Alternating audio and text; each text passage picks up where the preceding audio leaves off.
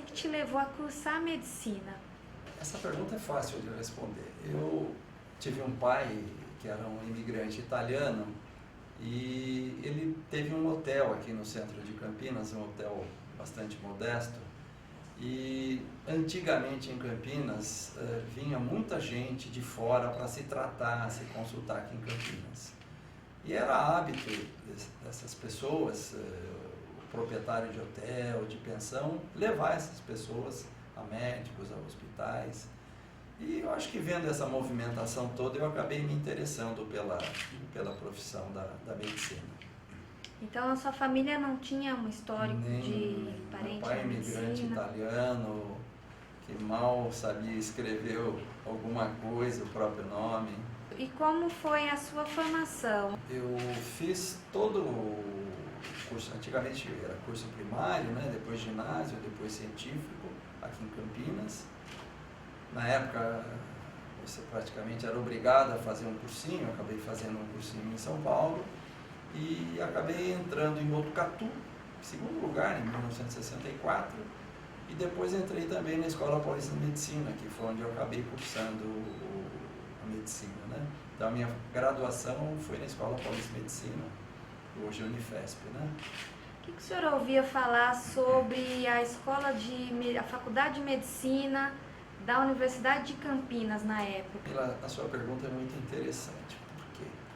Porque eu entrei em Botucatu em segundo lugar, fiquei feliz da vida, como eu te disse, e me decidi que eu não ia cursar Botucatu. Eu ia fazer nem que fosse mais um ano de cursinho para tentar fazer, entre aspas, uma faculdade melhor.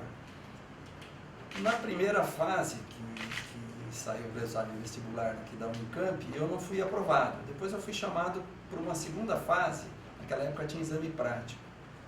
E daí eu fiquei em dúvida, eu já tinha feito a matrícula na Escola Paulista e eu fui conversar com alguns médicos conhecidos da família para me orientar, me aconselhar se eu continuaria em São Paulo, que era uma faculdade mais solidificada, digamos assim, ou se eu viria para Campinas, sairia com a família, seria mais fácil até, né?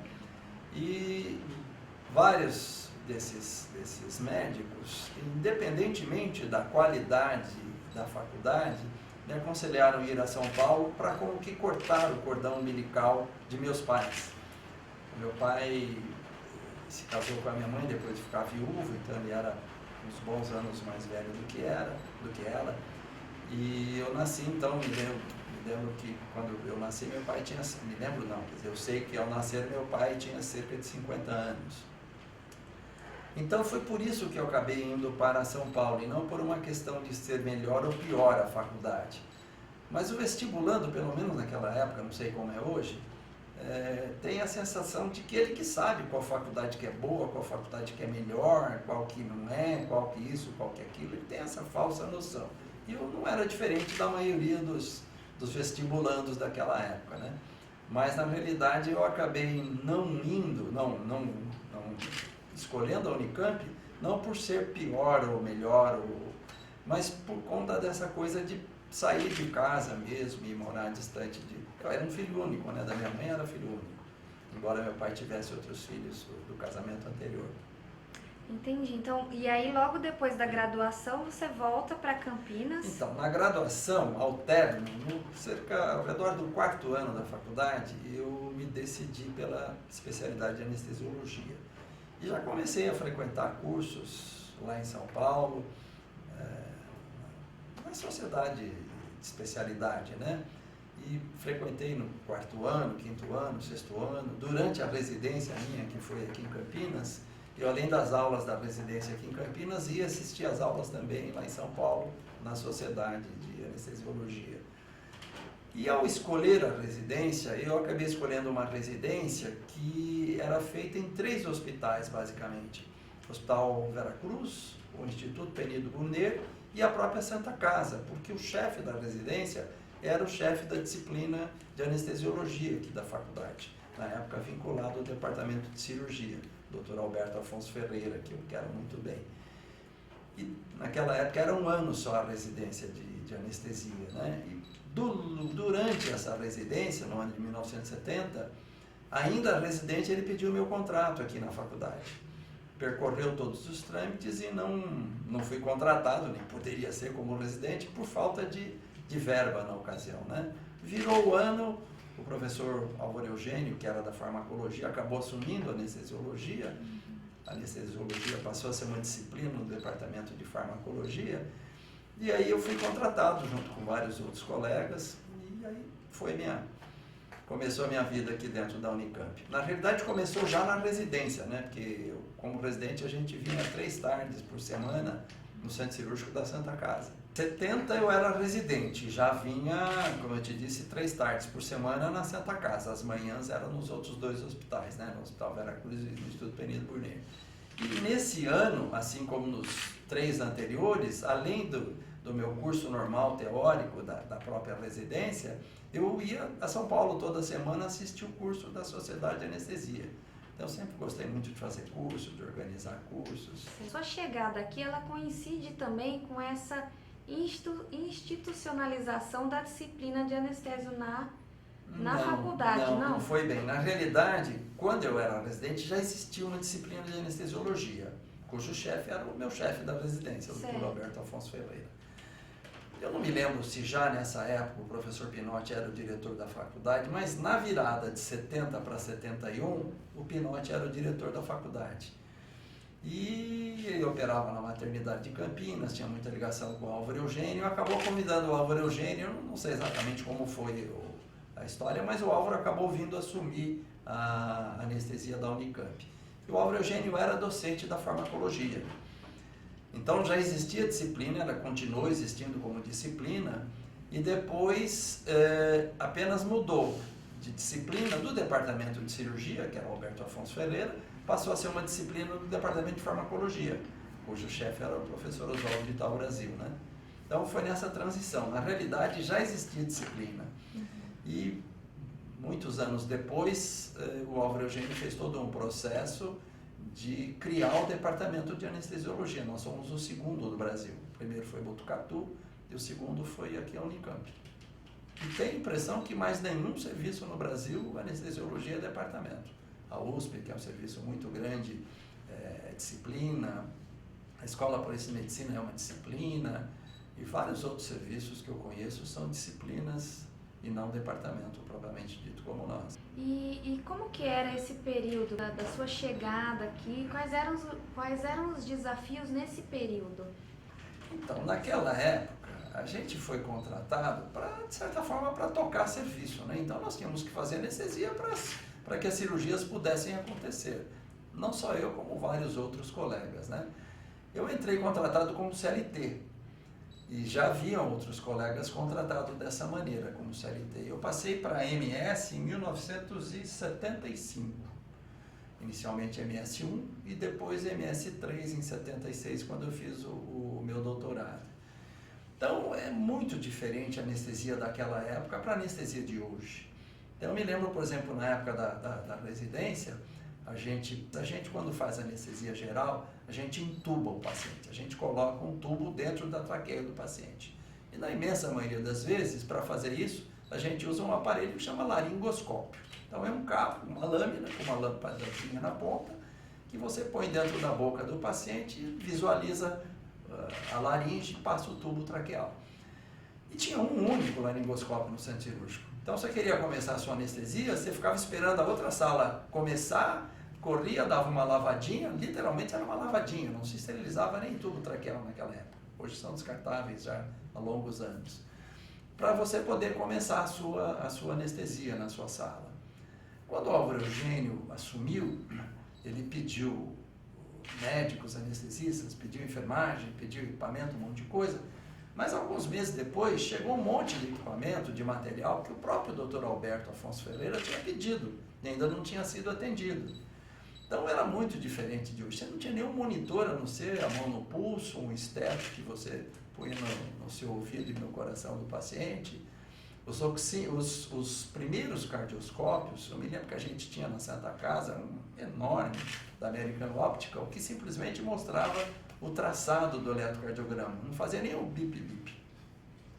E você só usava aquele equipamento quando fosse um paciente assim extremamente grave, era o único que tinha. Daí eu não me lembro em que ano foi, o Álvaro Eugênio sempre foi de muita visão, comprou um da marca Tektronix, que daí já dava o eletrocardiograma, né, do paciente, não o eletrocardiograma, mas a cardioscopia, né, só o traçado, não imprimia.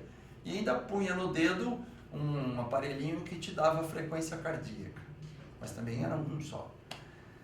Na virada de 89 para 90 surgiram os oxímetros. Aí foi uma revolução muito grande na anestesia e a gente passou a ter uma ideia da concentração de quanto tem de oxigênio no sangue do paciente. Isso foi de 89 para 90. Em 93, uma resolução do Conselho Federal de Medicina passou a obrigar que em toda anestesia fosse usado um oxímetro. Isso realmente aumentou bastante a segurança da gente. Depois surgiram os capnógrafos, que são equipamentos que monitoram quanto a gente exala de gás carbônico em cada respiração. E hoje também a anestesia geral, pela resolução do CFM, né, Conselho Federal de Medicina, 1802, que é de 2006, sempre que se faz anestesia geral, tem que ter um oxímetro e um capnógrafo. Então, a nossa segurança mudou muito e vários outros aparelhos que foram surgindo, os próprios ventiladores que a gente utiliza em anestesia, tornaram-se mais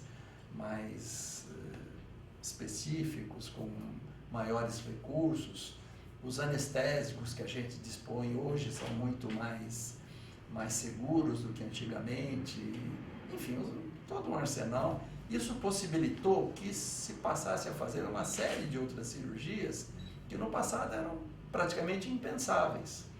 Hoje se faz já há muito tempo anestesia intraútero. Então você opera o bebê ainda no útero da mãe. E várias outras coisas que são feitas hoje, né? Os grandes transplantes, as grandes cirurgias vasculares, etc. Né? Hoje fala-se muito em metabologia também, né? Não é simplesmente aquilo ali. Tem que saber a repercussão dessa anestesia para toda a fisiologia do paciente. Discute-se, por exemplo, no idoso, se a anestesia, se é a cirurgia que pode causar uma alteração cognitiva dali para frente. Então, tem muita coisa que mudou ao longo desses anos, né? E a gente viu isso tudo acontecer, né? A escolha dessa especialidade, de onde veio esse seu desejo de se tornar um médico anestesista? Essa sua pergunta é muito interessante. Na realidade, eu comecei a frequentar centro cirúrgico desde o primeiro ano da faculdade. Embora estudando em São Paulo, eu vinha passar as férias em Campinas. Eu tive um padrinho de crisma, que foi um cirurgião muito famoso aqui em Campinas, arredores, foi deputado depois, o Dr. Marcondes Filho. E por conta disso, nas minhas primeiras férias da faculdade, eu fiz a besteira de frequentar um centro cirúrgico, ao invés de descansar e fazer outras coisas na vida. Mas o fato é que eu comecei a frequentar o centro cirúrgico da Casa de Saúde de Campinas, depois acabei indo para a maternidade de Campinas, e acabei observando que a anestesia era muito mais do que fazer dormir e fazer acordar, né? Tinha muito de farmacologia, de fisiologia. Nós somos intensivistas dentro do centro cirúrgico. A nossa especialidade é muito imediatista. Você tem que resolver na hora. Um clínico pede um exame, manda voltar, experimenta uma medicação, manda voltar daí uma semana, daí um mês, daí alguns meses. A gente não tem esse tempo. A gente tem que resolver aqui e agora a situação. E foi por conta disso que eu acabei escolhendo a profissão. Agora, aproveitando o gancho da sua pergunta, ao longo da minha vida profissional, alguns pacientes me perguntaram: doutor, anestesista também é médico? Então a gente insiste muito que a gente é médico anestesiologista. Eu sempre digo que medicina é uma pirâmide. Você primeiro tem que ser um médico com conhecimento sólido de medicina em geral, especializado na sua especialidade, né? E hoje tem especialista em braço direito, em unha esquerda.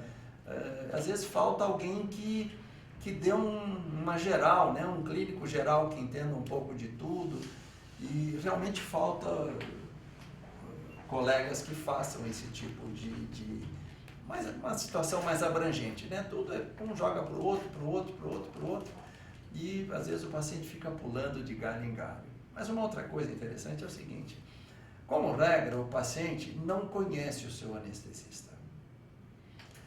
Eu sempre insisto hoje eu já não entro mais em centro cirúrgico aqui, mas quando eu entrava, eu sempre dizia, ao entrar no centro cirúrgico, ao entrar na sala de cirurgia, tire sua máscara, diga um bom dia, uma boa tarde para o paciente, ele está ali fragilizado, toque o paciente, eu sou doutor fulano, vou cuidar do senhor, da senhora, isso aí vale por um pré-anestésico, por um monte de tranquilizante que você desce para esse paciente, né?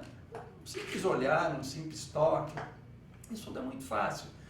Então, acho que com os residentes eu tentei, e acho que consegui isso, mais do que falar, dar o exemplo da postura, do respeito ao paciente. E uma coisa que muitas vezes é frustrante é que os louros da vitória, como regra, são do cirurgião. O anestesista é esquecido. Quando tem algum enrosco, aí lembram do anestesista. Seja esse enrosco por conta da anestesia ou não. Então isso, eu costumo até brincar que nós somos para o cirurgião o que eles são para nós, um mal necessário, né? Felizmente com a maioria deles a gente acaba se entendendo razoavelmente bem, mas tem alguns realmente que são bastante carne de pescoço. O cirurgião, da mesma maneira que eu acho que o anestesista tem um perfil psicológico, imediatista, porque como eu disse a gente tem que resolver na hora, sob esse ponto de vista acho que a gente se assemelha ao intensivista, né, ao médico plantonista de UTI. O cirurgião também, como regra, tem um perfil, ele é agressivo, ele quer cortar, ele quer dar ponto, ele quer ser o que manda, o que dá ordem. Então, essa convivência, de modo geral, é pacífica, mas às vezes passa por alguns instantes de estresse, de algum mal-estar aí, mas que a gente, como tudo na vida, tem que contornar e conseguir se sair, né? Entendi. Professor, tem algum fato ou fatos que o senhor lembre que gostaria de comentar em relação a alguma situação dentro do centro cirúrgico? Difícil responder essa sua pergunta, Camila, porque ao longo, eu estou com quase 71 anos, então muita coisa se passou pela minha cabeça. Eu tive muitos casos. Vi coisas boas, vi coisas erradas, tipo operar o lado errado do paciente, operar o paciente errado. Então hoje, como eu disse, a coisa vai se aperfeiçoando, não só a anestesia, mas o todo da medicina. Então hoje existem os chamados checklists, né? O projeto Cirurgia Segura, que você deve conferir, a própria enfermagem de centro cirúrgico deve conferir uma série de dados do paciente para identificar. Então, os riscos são muito menores do que antigamente. Há umas 2 semanas, talvez, eu li na Folha um artigo interessante que dizia que em grandes hospitais americanos que seguem rígidos protocolos, o resultado nesses hospitais é melhor, mas os pacientes não ficam muito satisfeitos. Porque o atendimento, aquela parte emocional, pessoal para o paciente, é mais frio, é mais impessoal. Então, acho que tudo na vida, no meio está a verdade, né? No meio é que está o meio termo, está o equilíbrio, né?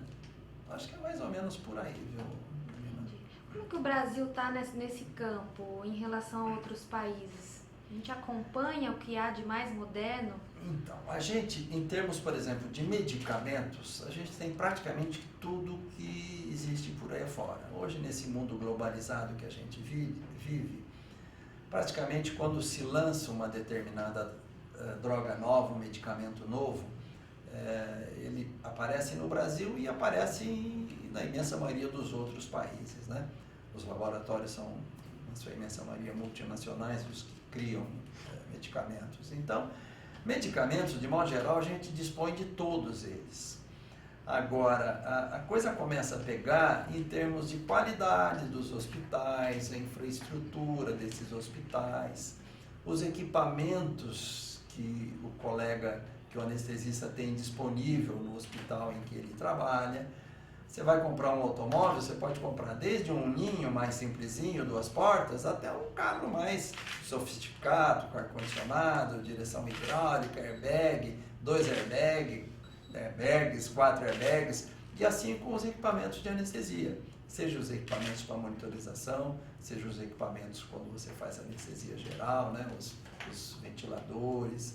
Então aí é que a gente perde um pouco, porque o nosso país é um país dito em desenvolvimento, então a nossa capacidade econômica realmente é bem diferente de países mais avançados.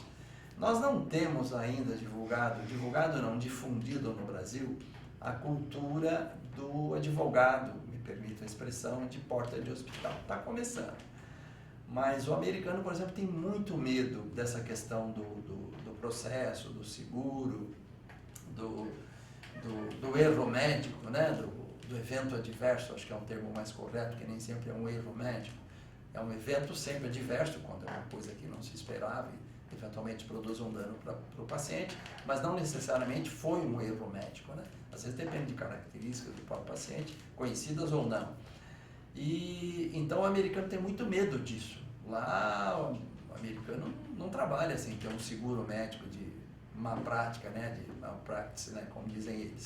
Aqui está começando e talvez a gente caminhe para essa situação, mas ainda não temos isso. De modo geral, quando você tem uma boa relação, principalmente o cirurgião e o anestesista com a família, com o paciente, mesmo que haja uma situação dessas, a chance de um processo, seja na área ética, né, do CRM, CFM, seja na área da justiça comum, é bastante minimizada, né? O que o senhor pode falar em relação aos diferentes tipos de anestesia?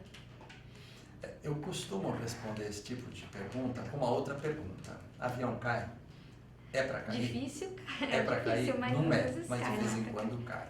Certo. Mas há estatísticas imensas, né? Mostrando que é muito mais seguro você viajar de avião do que de automóvel, de ônibus, etc. Então a anestesia é mais ou menos parecida a situação. Eu já disse anteriormente que a anestesia hoje se tornou muito mais segura, né? E então o risco sempre existe, sempre existe. Eu não posso jurar para você que eu vou atravessar a rua que eu moro e não ser atropelado. Agora, se eu chego na calçada, olho para um lado que pode vir carro, olho para o outro, não vem nenhum, aí eu atravesso a rua, a chance de eu ser atropelado é bastante diminuída. Com a anestesia, com a cirurgia, é a mesma coisa. Por isso que hoje também, essa mesma resolução que eu já falei, 1802 do CFM, é a recomendação que a gente faça uma avaliação pré-anestésica de todos os pacientes. Pelo menos os de cirurgia eletiva, que não é de emergência. E dentro do possível também nas cirurgias de urgência, de emergência. Então, quando você examina esse paciente com antecedência, encaminhado pelo cirurgião, primeiro você já quebra um pouco daquele medo, que é natural, né? Para o paciente, nenhuma cirurgia é pequena. Para o paciente, a cirurgia é a cirurgia que ele vai se submeter. Seja uma besteirinha, seja uma cirurgia de grande porte, ele tem medo da anestesia. Nem tanto da cirurgia, como o regra que você falou, medo da anestesia. Então, você fazendo uma avaliação pré-anestésica prévia, esse é um assunto que eu também dou bastante aula, tem um capítulo publicado num livro da Sociedade de Anestesiologia do Estado, que vem se repetindo há vários anos, é um assunto que eu gosto e conheço razoavelmente bem. Então, você fazendo os exames que forem necessários, exames complementares, de laboratório, de imagem, aquilo que for necessário, você minimiza bastante o risco desse paciente. A gente não consegue zerar. É a mesma maneira que uma infecção hospitalar. Você nunca consegue zerar uma infecção hospitalar, mas nos hospitais que têm uma estrutura melhor, esse índice é muito menor. Então, o risco anestésico cirúrgico, né, é um termo bonito, depende do paciente que você não consegue trocar. É o seu José da Silva, a dona Maria da Silva, que você não troca ele, mas você consegue melhorar.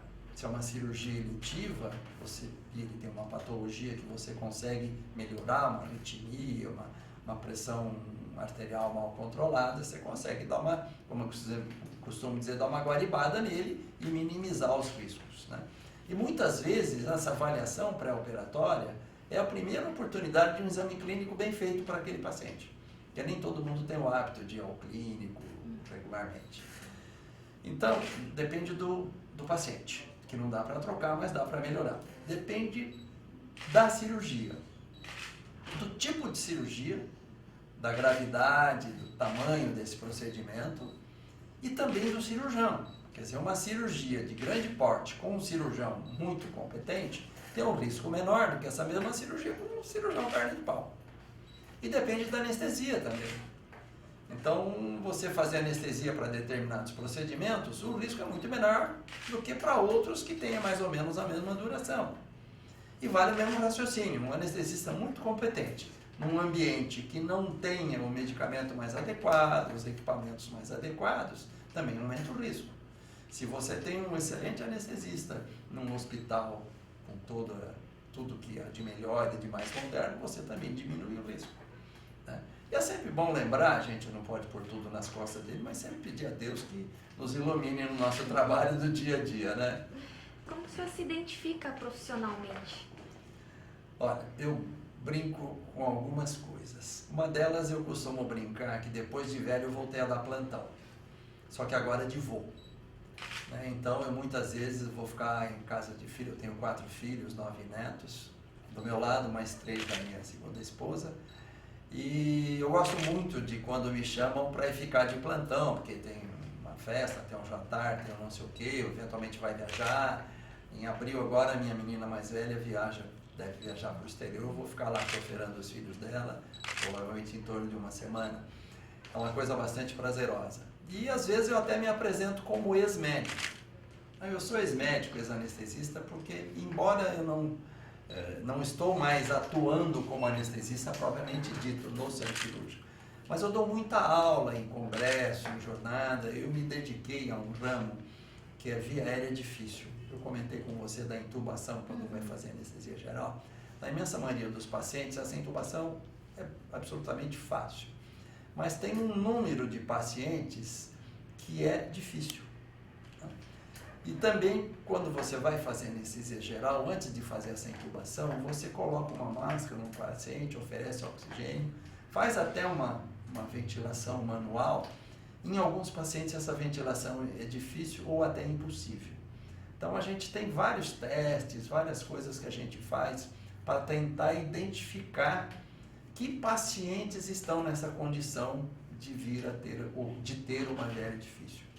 E se tiver uma previsão de VL difícil, previsão é como previsão do tempo. Vai chover, maior céu azul. Não vai chover e chove, né? Então a previsão de VL difícil também muitas vezes engana. Mas é melhor você estar preparado para o pior e não acontecer o pior. E depois o que fazer, se realmente for difícil, quais são os dispositivos que a gente usa, as condutas que a gente deve tomar. Então eu dou muita aula disso, no Congresso Brasileiro ano passado dei aula sobre isso, coordenei cursos sobre isso. Agora em abril estou indo para Gramado, a convite dos colegas lá do Sul, para coordenar uma jornada regional. Numa jornada regional, um curso desses de VL difícil, é um curso de dia inteiro, que a gente dá aulas teóricas, dá um treinamento prático. Faço parte da comissão científica da Sociedade de Anestesiologia do Estado e uma das incumbências minhas para este ano é a divulgação do Dia da Anestesia. O Dia do Médico é 18 de outubro e durante muitos anos a gente divulgava o dia 16 de outubro como o Dia do Anestesista, porque foi o dia em que Thomas Morton fez a primeira anestesia descrita. Mas a gente tem mudado o foco para Dia da Anestesia, para não conflitar com aquela ideia, anestesista também é médico, ou então a gente tem um dia, o médico tem outro dia, né? Então, pela Sociedade de Anestesiologia, a gente pretende divulgar, fazer contatos, inclusive, com leigos, divulgando o Dia da Anestesia, para tentar quebrar, esclarecendo. De modo geral, a gente tem menos medo daquilo que a gente conhece. Então, se a gente divulgar mais a especialidade da anestesia, tem muita coisa para ser divulgada.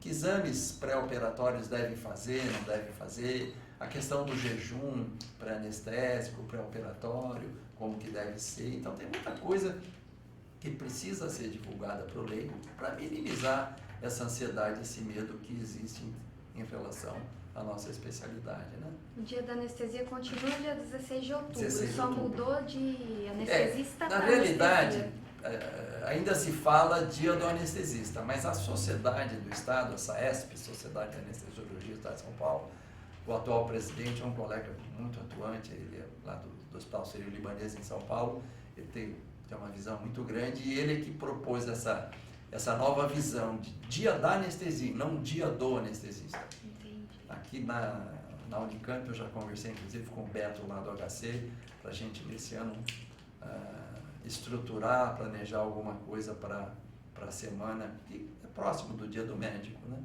Talvez pela Sociedade de Medicina, eu conversei com o Dr. Clóvis, que é o presidente, para ver se a gente faz alguma coisa conjunta e divulgar a nossa especialidade, né? O que torna uma via aérea difícil. Difícil dizer para você, leiga, né? Mas tem várias coisas. Eu costumo dizer para os residentes, ou quando estou dando aula sobre avaliação pré-anestésica, que enquanto eu estou fazendo as perguntas para o paciente, com todo o respeito, eu estou namorando o corpo dele. Você está conversando comigo, eu estou vendo que você está movimentando o seu pescoço. Aparentemente, seu pescoço não tem nenhuma limitação de extensão ou de flexão. Eu olho o paciente, eu vejo se ele de repente tem a arcada superior anteriorizada em relação ao inferior. Um queixo curto, tipo Noel Rosa. São coisas que eu, olhando, já estou tendo uma ideia. Um pescoço muito curto, um pescoço muito grosso, um paciente obeso, alguma outra deformidade. Isso eu bato o olho e eu já estou vendo. Já deve acender uma luzinha vermelha de que aquele paciente talvez seja uma via aérea difícil. Daí existem exames que eu vou fazer com o paciente. Eu peço para ele abrir a boca, pôr a língua para fora, e é uma coisa mais técnica que eu não sei se é o caso de te explicar, né? Mas a gente tem... E essa resolução que eu te falei, 1802, para não falar dela, determina que na avaliação pré-anestésica seja feita uma avaliação da via aérea. Daí a importância que é esse tópico dentro da anestesia. E não só anestesia, plantonista de pronto-socorro, plantonista de UTI, todo mundo que aborda a via aérea deveria ter noção dessa questão aí. Para você, como é esse sentimento de tirar a dor das pessoas? Então, eu acho muito gratificante. Uma cena, você me perguntou de fatos, né? Eu acabei não falando, mas um fato que marca muito a gente é o trabalho de parto. Os anestesistas contrariam a Bíblia, porque a Bíblia diz lá, parirás em dor teus filhos, e a gente faz analgesia de parto e tira a dor de parto de vocês mulheres. Quando acontece o parto vaginal, porque hoje em dia cada vez é menos, né? Embora estejam tentando reverter. Mas você vê uma paciente com dor, e não é psicada, ela está realmente com dor, porque descreve-se a dor de trabalho de parto, a dor de uma cólica renal, como sendo uma das dores mais intensas que o ser humano pode passar, né? E você instalar nessa paciente uma anestesia peridural, uma analgesia peridural, e você vê, à medida que a anestesia vai pegando, aquele rosto se descontraindo, é uma coisa realmente muito gratificante. O inconveniente é que é fora de hora, muitas vezes no meio da madrugada, mas realmente é bastante gratificante. E hoje, Camila, tem uma outra questão. Já de muitos anos se considera a anestesia ou anestesiologia, como queira, uma especialidade perioperatória. O que quer dizer isso? Peri. Ao redor, né? Antes, durante, pré, per e pós-operatório. Pré-operatório, a gente faz avaliação pré-anestésica, às vezes faz até algum preparo desse paciente. Per, é claro, é durante o ato anestésico cirúrgico, no centro cirúrgico, ou onde for, porque a gente não faz anestesia só no centro cirúrgico. Você vai no raio-x, fazer anestesia para um procedimento, você vai no ambulatório fazer uma anestesia para uma endoscopia, sei lá. Você vai em vários locais, não só para cirurgia, para vários procedimentos. E no pós-operatório, tem alguns serviços que a UTI pós-operatória é da anestesia. Aqui nós temos uma UTI da anestesia aqui no HC. A Escola Alpes de Medicina, por exemplo, a UTI geral do Hospital São Paulo, é supervisionada pela anestesia, como é na França, por exemplo. E outra coisa muito importante é a analgesia pós-operatória que se faz hoje. A dor, inclusive, é considerada um quinto sinal vital. além de pressão arterial, frequência cardíaca, frequência respiratória, temperatura, também avaliar a intensidade da dor. Que essa dor, além do desconforto que traz para o paciente, tem uma série de outras questões que a gente não vê, mas que tem uma repercussão negativa no paciente. Repercussões metabólicas, etc. Então é muito importante que a gente tire a dor desse paciente. E há alguns procedimentos que a gente pode fazer imediatamente, um pouco antes do centro cirúrgico, durante o centro cirúrgico, ou durante a cirurgia, o procedimento, ou até depois, para a gente fazer essa analgesia operatória e minimizar essa dor do paciente e também a resposta neuroendócrina a essa dor. Então é realmente bastante importante. A nossa especialidade é muito abrangente hoje, muito abrangente. Hoje também faz-se muito a clínica pré-anestésica, o ambulatório de avaliação pré-anestésica. E os convênios, de modo geral, inclusive, pagam uma consulta para anestesista. Aqui em Campinas, a Unimed é o maior convênio, e a Unimed paga uma consulta para o anestesista quando ele atende o paciente que vai ser operado pela Unimed, num ambulatório, para fazer a avaliação pré-anestésica, ver os exames, ver se precisa alguma outra coisa. Isso, inclusive, melhora a imagem de médico. Eu sempre digo para os residentes, vocês têm que ter uma postura, quando vai atender um paciente, igual aquela que você gostaria de encontrar num médico com quem você fosse se consultar. Imagine você marca uma consulta com o médico, chega lá, o camarada te recebe todo descabelado, barbudo, roupa suja, pode estar até de avental, mas todo sujo, todo amassado, não pode. A primeira impressão que fica é aquela ali que você vê. Pode ser até um profissional excelente do ponto de vista técnico, mas eu acho que peca por esse ponto. E a gente tem que ter um todo no atendimento do paciente, né? Eu acho que isso é bastante importante.